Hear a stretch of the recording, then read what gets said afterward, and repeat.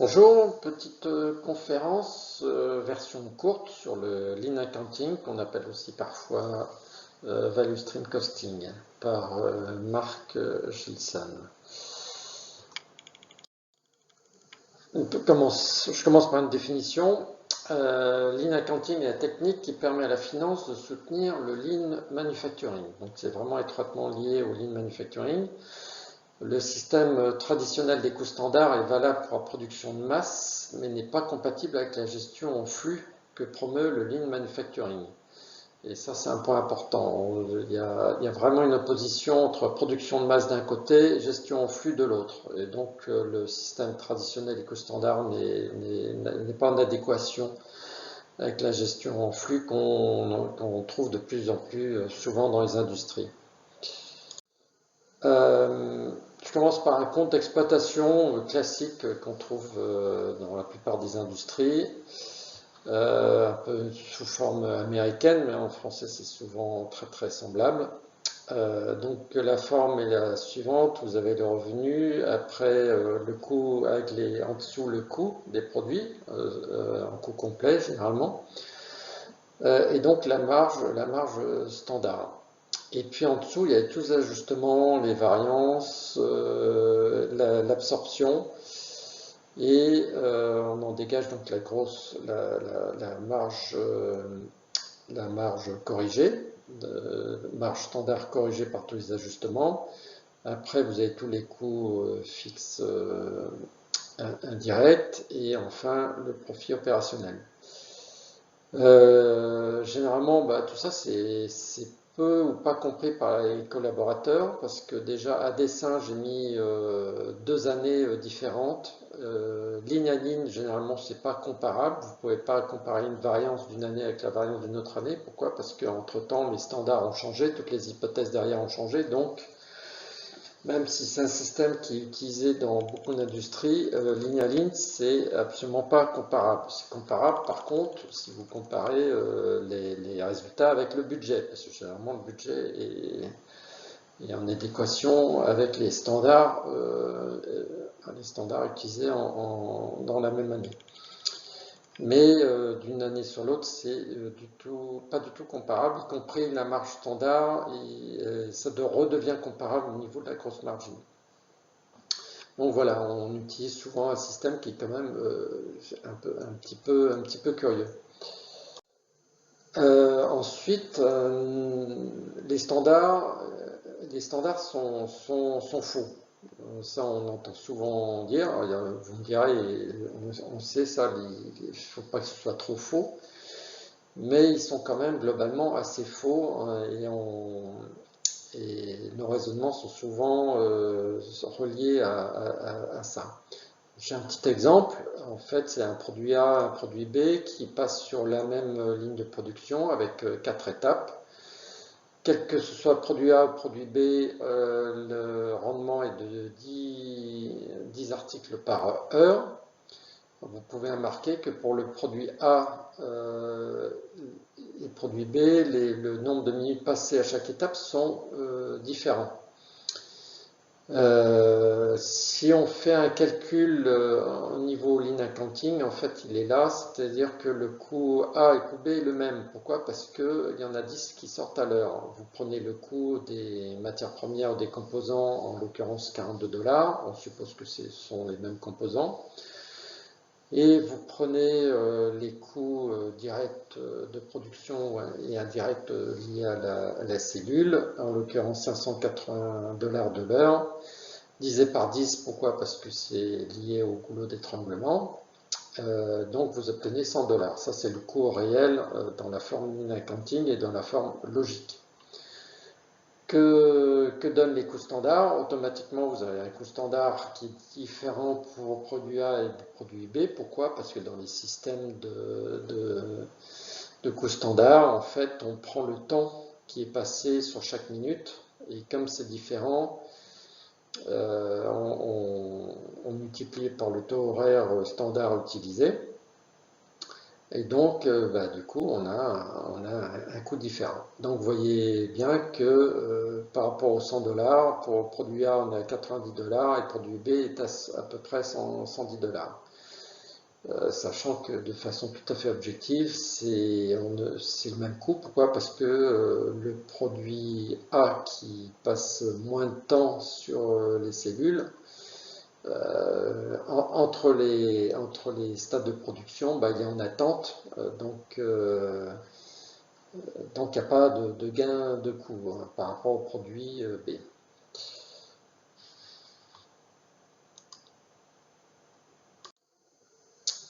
Ensuite, tout ce qui est allocation, ça c'est aussi un gros problème des coûts standards. Il y a beaucoup d'allocations de coûts dedans. Et ce qu'on voit assez souvent dans l'industrie, c'est la répartition selon la main-d'œuvre directe. Alors ça peut être aussi selon les heures machines.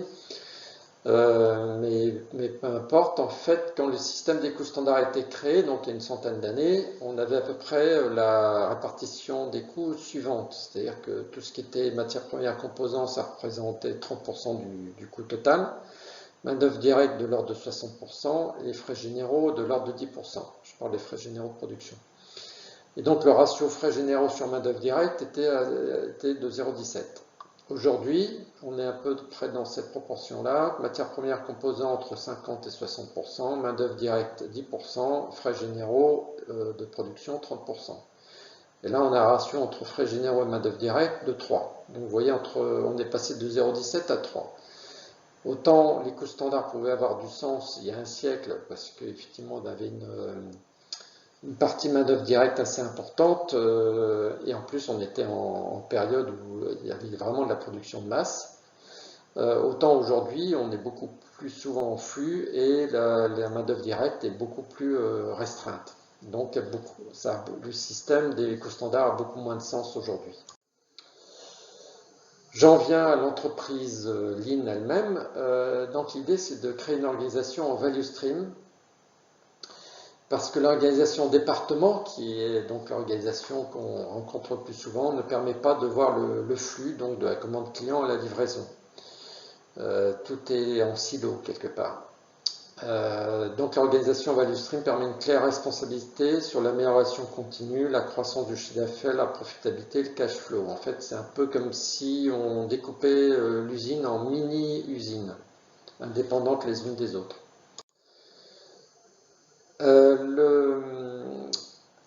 Dans les principes Lean Accounting, tous les coûts sont affectés là où ils ont lieu, c'est-à-dire qu'on évite le plus possible les allocations, on évite les faux raisonnements. Le reporting est beaucoup plus fréquent, généralement de façon hebdomadaire, en même temps que la plupart des KPIs. Et les fonctionnels sont affectés au value stream, donc elle élimine l'esprit de silo dans les services fonctionnels. Évidemment, ça implique un changement de structure. Le principe aussi, ligne derrière, c'est que c'est ce qu'on appelle la loi de Plossel, difficile à prononcer, c'est que lorsqu'on maximise le flux, on augmente la profitabilité du value stream. Alors c'est presque au début un acte de foi, mais vraiment ça se vérifie sur le terrain, c'est lorsque vraiment vous travaillez sur la vitesse du flux, automatiquement, en fin de course, vous voyez une augmentation de la profitabilité. Alors au niveau cellules, on utilise un système manuel avec des paperboards à côté des cellules. On appelle ça en anglais day by zero, où on cherche à atteindre le takt time, c'est-à-dire en fait le nombre de pièces qu'on arrive à sortir de façon, je dirais, raisonnable. Hein. On ne cherche pas à aller plus vite que la musique. Donc on donne un objectif pour chaque heure, généralement c'est le même.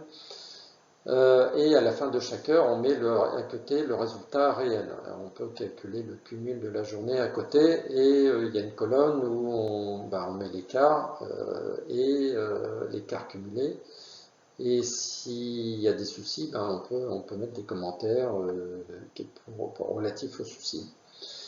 Ça a l'avantage suivant, c'est que l'information est disponible immédiatement et lorsque la direction se promène entre les cellules, tout de suite elle peut constater s'il y a des soucis, réagir tout de suite, poser les questions, etc. et ne pas attendre que le listing des écarts soit publié après la fin du mois. C'est-à-dire des semaines après, souvent, et puis en plus, plus personne ne se souvient de ce qui s'est passé. Donc ça, c'est un outil qui est très très efficace, très, très pragmatique. Au niveau du value stream, on utilise cet outil qui s'appelle la box score. Donc, comme je disais tout à l'heure, c'est plutôt des chiffres hebdomadaires en général. Vous avez trois catégories de chiffres. Les chiffres opérationnels, c'est ce qu'on appelle les KPIs, et là, ça dépend vraiment des industries. Vous avez un de mes préférés, c'est le Customer Service, c'est-à-dire le respect du délai client. Vous pouvez avoir des choses comme les ventes par personne ou le prix moyen ou le nombre de le lead time, c'est-à-dire le temps qu'il faut pour un produit depuis l'achat jusqu'à la livraison, ce genre de choses. Deuxième partie, tout ce qui est capacité avec trois lignes, le temps productif, le temps non productif et par différence le temps disponible. Ça permet de voir si, on va en parler après, si on peut rajouter des productions. Et surtout vérifier effectivement qu'on n'est pas en sous-capacité ou en surcapacité. Et enfin, la dernière partie, la partie financière, avec les ventes, les composants, la main-d'œuvre, coûts machines, donc des dotations d'amortissement, les autres coûts de production, le profit et le retour sur vente. Vous pouvez rajouter une ligne cash. Enfin, là aussi, c'est assez souple. Vous pourrez remarquer que dessus, vous n'avez pas la notion de variation de stock. On va en parler après. Donc, dans les principes Lean Accounting, l'idée, c'est que les achats, les matières premières sont passées directement en charge, même si le composant n'est pas tout de suite intégré dans le produit fini. Et en fait, en reportant ces achats en tant que coût chaque semaine, on pousse la production à n'acheter que ce dont ils ont besoin. Puisqu'en fait, si vous achetez des choses que vous n'utilisez pas en production, ça vient en charge. Ce n'est pas rattrapé par une variation de stock positive. Et donc, lorsque les acheteurs sont affectés à des value streams, ils doivent répondre chaque semaine devant leurs homologues, enfin les personnes du value stream, des composants achetés et restés en stock. C'est évidemment quelque chose auquel ils ne sont pas du tout habitués. Un point sur comment on valorise les stocks en Lean Accounting. Alors évidemment, comme un des effets du Lean Manufacturing, c'est de raccourcir les lead times. Les lead times se raccourcissent et souvent, vous avez en fait l'achat des composants, la fabrication, l'expédition, qui peuvent avoir lieu pendant le même mois, enfin à l'intérieur des 30 jours. Et donc, ça donne l'opportunité de simplifier les procédures comptables. C'est-à-dire que vous pouvez, à l'extrême, il y a différentes façons de faire, mais valoriser les composants et matières premières au dernier coût d'achat. Les produits en cours, ne considérer qu'ils n'existent pas, c'est soit des matières premières, soit des produits finis, sauf si le cycle de production est long, bien sûr. Et produits finis, vous avez les composants, même chose au dernier coût d'achat, et tout ce qui est main-d'œuvre, frais généraux. Alors là, on utilise des ratios par value stream. Et en fait, il s'agit de deux écritures. C'est très simple à faire sur papier, une fois par mois ou par semaine, c'est pas un problème. À cette étape-là, il n'y a pas de coût par produit. Les stocks ne se valorisent pas par produit, mais par value stream. Alors voilà à quoi ressemble un compte d'exploitation en ligne. Là-dessus, vous n'avez pas l'année précédente ou le budget, mais évidemment, ça peut se rajouter. Vous avez deux value streams et puis la fonction support et le total de l'usine. Vous avez donc le chiffre d'affaires avec les value streams, la partie composants, main-d'œuvre, machine, process extérieur, ce qui a été sous-traité, tout ce qui est infrastructure et autres coûts. Donc en fait, le profit du value stream s'arrête là. C'est simplement quelque part des revenus et des dépenses. Point barre. Vous n'avez aucune variation de stock, aucune variance, aucune absorption, rien du tout. Facile à comprendre. C'est comme la gestion d'un budget familial. C'est des recettes et des dépenses. Tout le monde comprend ça parfaitement, puisque tout le monde est appelé à gérer ça. Les fonctions support qu'on ne peut pas louer, typiquement la direction générale en ressources humaines, vous les laissez en dehors. Vous avez le total de l'usine et la variation de stock se calcule en aval du résultat des value streams. Donc du coup là vous avez le profit opérationnel en bas à droite. Alors ce qui se passe lorsque vous avez une nouvelle affaire, comment prendre la décision? En fait, avec le système des coûts standards, on ne prend pas en compte du tout la capacité disponible. C'est-à-dire qu'une entreprise peut refuser une affaire parce qu'elle est en dessous du coût standard alors qu'il y a de la capacité disponible. C'est quand même dommage de ne pas en profiter. Donc, qu'est-ce qu'on fait? On reprend le modèle du box score. On a, première colonne, l'état courant. Alors, généralement, c'est calculé sur plusieurs mois pour que ce soit significatif. On rajoute le business additionnel et on fait la somme et puis on voit si ça passe au niveau capacité, si au niveau financier ça vaut le coup ou pas. Voilà, ça donne une vision beaucoup plus globale qu'en utilisant les coûts standards qui peuvent amener à défaut raisonnement. Outsourcing. Dans le cas d'outsourcing, traditionnellement, on compare le coût proposé par le sous-traitant avec le coût standard. On part du principe que le coût va baisser du volume multiplié par un coût standard, sachant que ce dernier contient une composante de frais indirects à louer. Donc automatiquement, c'est clair que lorsque vous outsourcez, les frais indirects à louer vont se retrouver sur les autres produits. Donc en fait, le coût ne va jamais baisser réellement à hauteur de cette formule.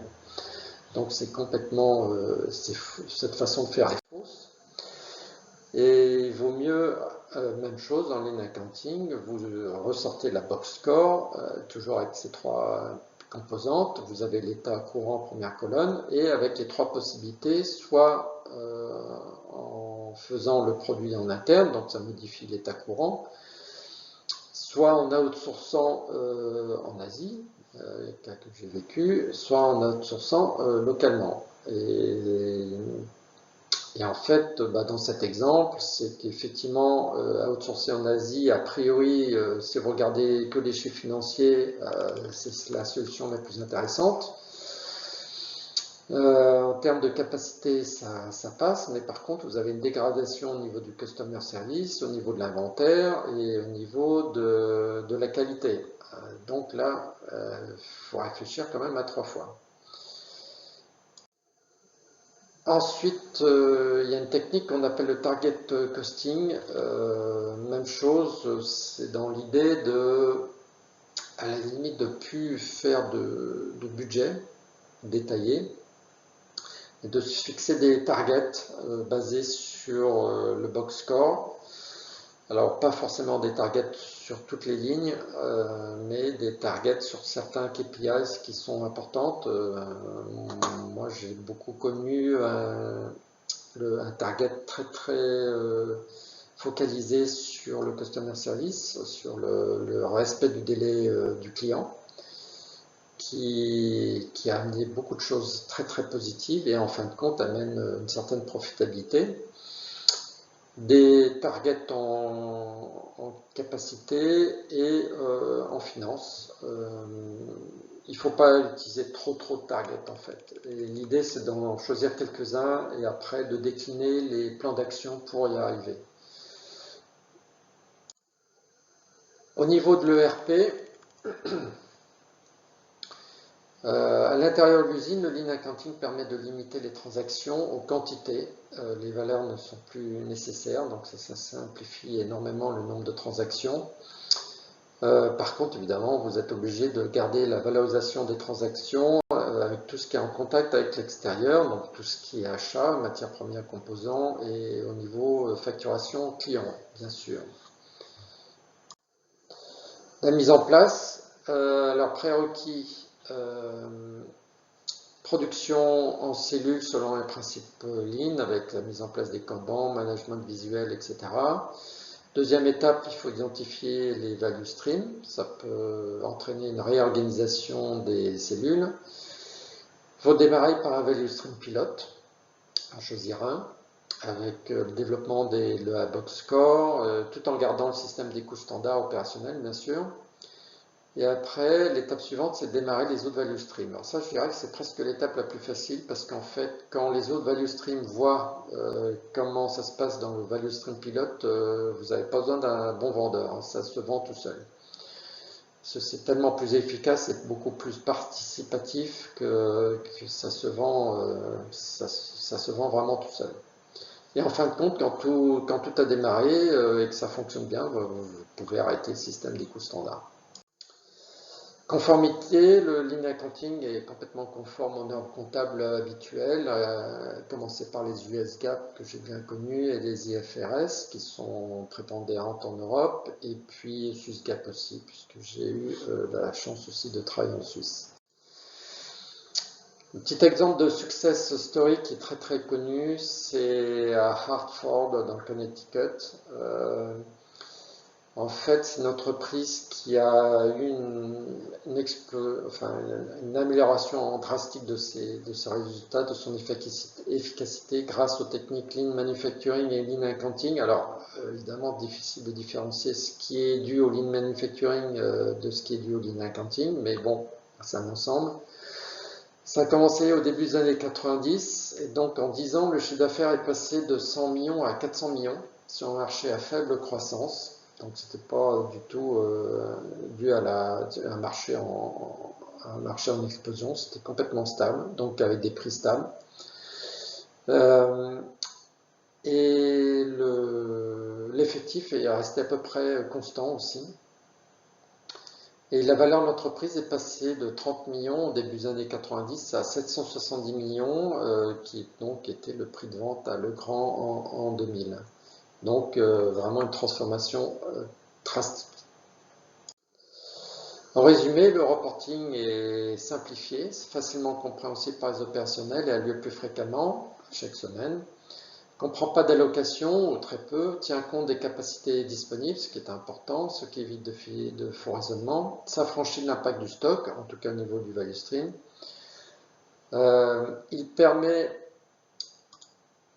Il permet la suppression des coûts standards, ce qui diminue drastiquement le nombre de transactions dans le RP, de 50 à 80%. Il y a différentes façons de faire. Moi, j'ai connu un petit peu entre 50, j'ai connu à Genève, et 80% en Pologne. Ceci diminue les coûts informatiques et d'audit. L'approche traditionnelle est d'accroître la dépendance à l'ERP. Le Lean prend l'approche inverse.